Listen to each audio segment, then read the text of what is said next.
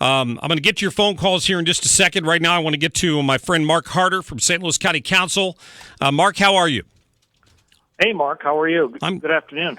Good afternoon to you. I appreciate that. I know that earlier we were talking about Prop P, and that's not specifically the reason you called in, but you told me, and as a member of council, you're someone we'll be looking to make sure that if this thing passes, that county council uses the money effectively and doesn't try to take current funds away from the police department.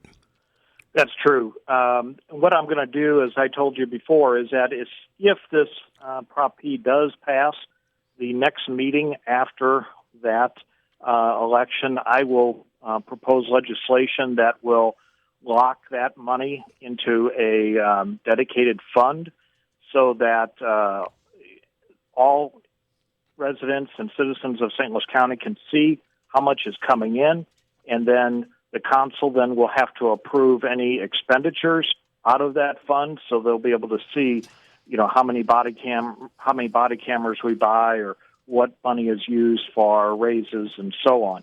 I want it to be totally transparent because this is a large tax increase that we definitely need, but I want it to be transparent so people can see that it is going to the spot that it needs to go to, and that is the police and helping the police do their job. And that's the Prop P money you're talking about, right? Correct. So what I'm talking about is the money that is currently part of the budget that's already coming from the general fund to fund police activities every year.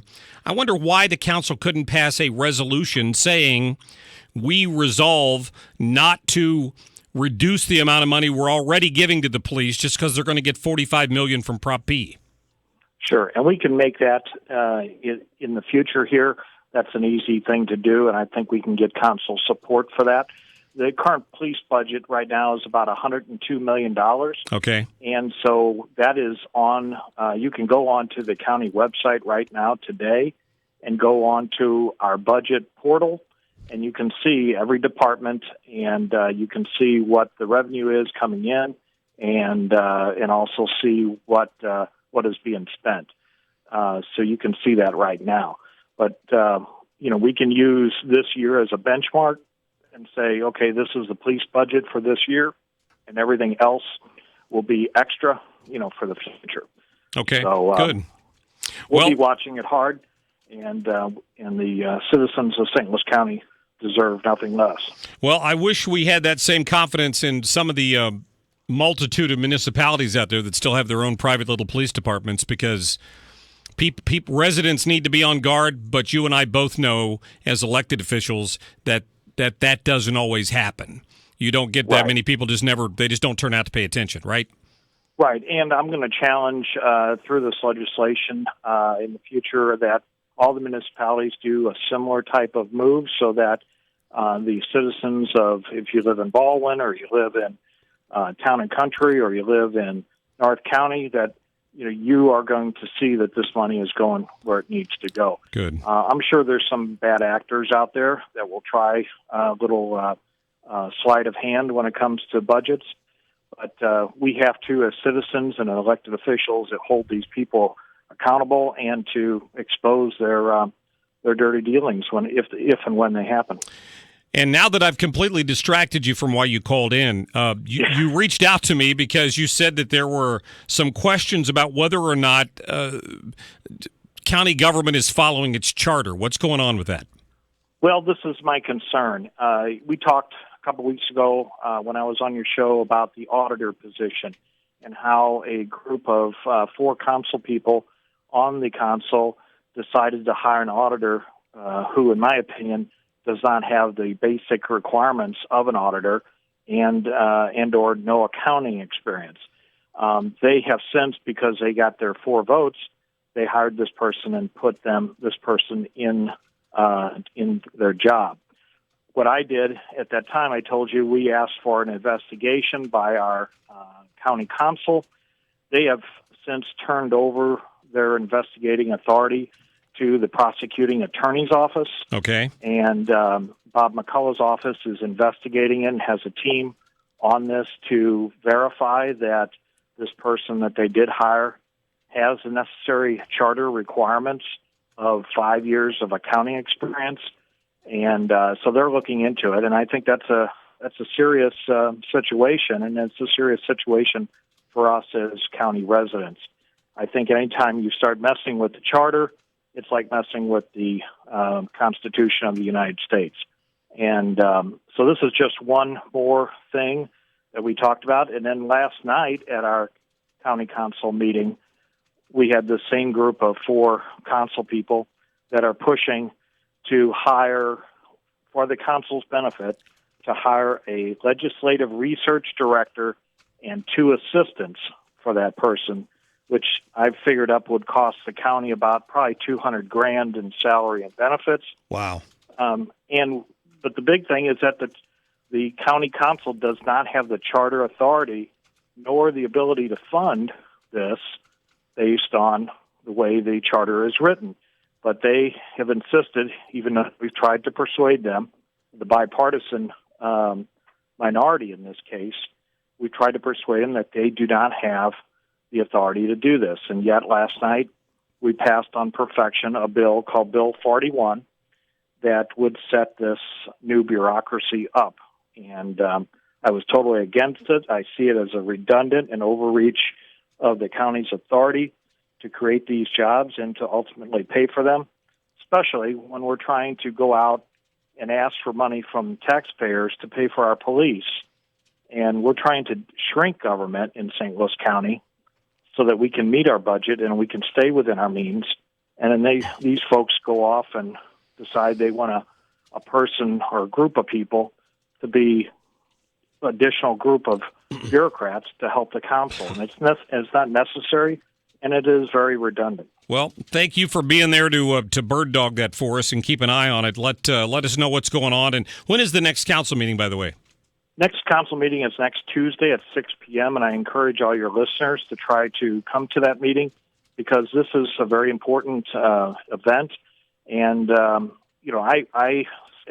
know you're an elected official as well. You know, we made an oath to uphold our charters of our cities and the laws of the state, and I hold that very seriously. And I see this as a vote. Someone that would vote for this type of bill is against their own oath of office, and I'm very upset about that, and I'm very displeased with my other council members that are taking the stand. So you'll see that next Tuesday night to see these people in action and see that they are going against our charter of St. Louis County. Very good. Mark Harder, Council District 7, St. Louis County Council, thank you. Okay, thanks. We'll see everybody Tuesday. Talk to you soon. Thank you, and I hope people turn out. Surprise them. Because they're going to look up from their dais up there, and they're going to, if they see a full house, they start getting worried because it doesn't happen very often until something controversial comes along, generally speaking. All right, 2:38 right now. I'm going to have to get to a break. When I come back, I'm going to get to your phone calls, and I'm going to talk to you about what's gone on with the folks who really did some eye-opening work on Planned Parenthood, who sort of exposed to America the depravity of some of these folks, not all, but some of these folks that work in the abortion business. It's really surprising. And now the liberals in California are trying to send the people who exposed this information to prison because they didn't like what they said. They didn't allege what they said was false. They just didn't like what they're saying. It's pretty amazing. And you're going to hear some sound from one of these abortion doctors that's just going to send a chill down your spine. I'll get to that when we come back.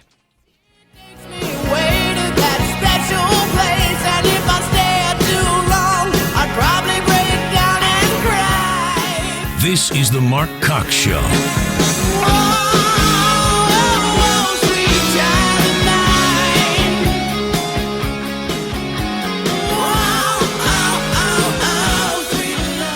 Air Comfort Service Heating and Cooling.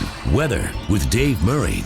Lots of clouds, so what's new? It's windy. There will be scattered showers at any time during the day today. 63 for the high. Look for an uptick in rain and some thunderstorms tonight, especially late. Stays windy, 55. Thursday's a wet day. Periods of rain and some thunderstorms, 68. That will continue into Thursday evening, and then a slow clearing process on Friday. I'm Fox 2 meteorologist Dave Murray for FM News Talk 97.1. The Marc Cox Show is sponsored in part by Granite Transformations. Let them transform your kitchen, bath, or commercial space. Explore the wide selection of products in their beautiful showroom in Chesterfield or online at granitetransformations.com. They have the perfect solution for your next project. So I just met with the folks at Golden Oak Lending. Here's what they stressed. I know you heard the recent news about rates going up. That didn't necessarily affect mortgage rates. In fact, some of the mortgage rates even came back down a little bit. Golden Oak has millions of dollars available. They've still got fixed mortgage rates of 3% with a 3.99 APR, and you can call them right now to take advantage of this before it runs out. Now, I talk a lot about refinancing. Golden Oak also does new home loans, and they can get you approved over the phone. So when you're out there searching for a house this weekend or next or whenever it is, you're ready to go. You're ready to put an offer in because you're pre-approved. They guide you through that process. They tell you how much you can afford, which is, of course, really helpful if you're a first-time home buyer. There's no charge for any of that.